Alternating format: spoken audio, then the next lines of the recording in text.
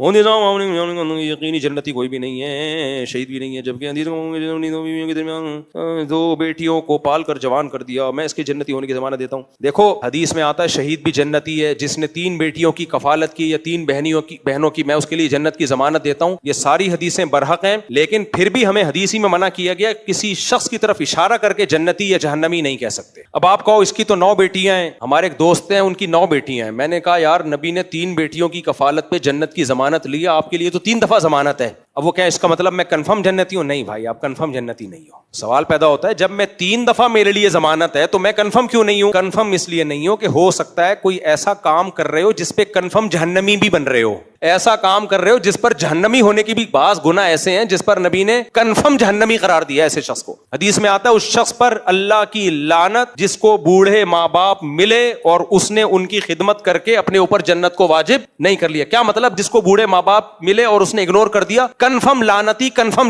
جہنمی ہے۔ تو اس لیے قیامت کے دن پلس مائنس ہوگا، کچھ چیزیں کنفرم جہنمیوں والی ہوں گی، کچھ چیزیں کنفرم جنتیوں والی ہوں گی، تو ترازو کے پلڑے میں رکھا جائے گا کہ جنت کی گارنٹیاں اس کے پاس زیادہ ہیں یا جہنم والی گارنٹیاں زیادہ ہیں۔ اس لیے اسپیسیفک کسی خاص فرد کی طرف اشارہ کر کے ہم نہیں کہہ سکتے کہ شہید جنتی ہوتا ہے، لیکن کسی شہید کو کہنا یہ 100% جنتی ہے اس لیے ٹھیک نہیں ہے۔ بھائی اس کے دل میں ریا تھی یا لوگوں کا قرضہ لے کے شہید ہوا ہے۔ بعض لوگ اس لیے شہید ہوتے ہیں کہ اب قرضہ تو ادا ہو نہیں رہا، شہید ہو جاؤ یار، کھا کے قرضہ لے کے مر جاؤ، تو اب اس لیے اشارہ کر کے کہنا جائز نہیں ہے۔